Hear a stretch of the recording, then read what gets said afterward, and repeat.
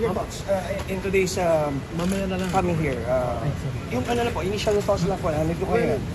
We are ready to cooperate and provide whatever information they need.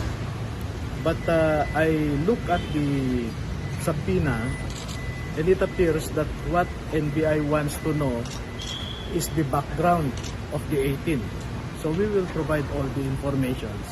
Kasi may sinasabi si Director na 8 daw hindi Marines or 4, no? So we will provide their serial numbers, no? Ang sabi, yung 8 daw ay hindi empleyado ni Saldico. So we will provide their identification cards signed by Saldico na empleyado sila, no? So mamaya kung ano yung mangyayari, i-feed namin sa inyo. Yung 4 daw sir na hindi naman daw po Marines, kundi driver, bodyguard lang po. Hindi, lahat ng 18 na ito, as we said, 16 were former Marines, 2 were former Philippine Army. Sir, Maliwanag naman yun sa affidavit. ready din po mag-file ng separate na salaysay itong 18 kasi yung sa isang affidavit lang po parang kine-question yun eh. Alam nyo, kaya nga may tinatawag tayong joint affidavit kasi kung may common knowledge, pwedeng pagsamahin. Diba? Kaya pag makikita nyo, yung unang portion ng affidavit, ang ginagamit naming pronoun doon ay kami. Kasi lahat sila empleyado. Pero pagkadating doon sa mga nag-deliver, nakalagay naman specific doon. Kami, tube, etc. So, specific yun. No?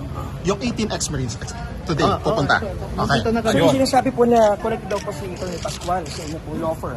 What are your thoughts on this? Yeah, correct. Because I am their off counsel. No? Ang off counsel, it means kung may mga cases sila that they need some support or help, I help them out.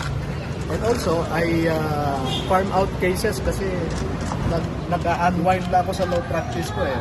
So I farm out cases to several lawyers.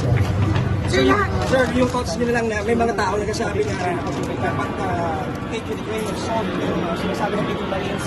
Pero sa inyong paniwala, you're convinced na totoo yung kanilang mga pahayag? Yes, they don't have anything to profit from accusing people of in high position ng kasinungalingan. No? Isipin mo, ordinaryo lang itong mga sundalo na mamamayan and they are accusing people in the highest places of government. Mahirap yun, di ba? Sir, pero wala namang issue na nabayaran daw itong mga ex-Marines, sir. Ako po, yung nagsasabi sa inyo na nabayaran, sila ang tanungin nyo.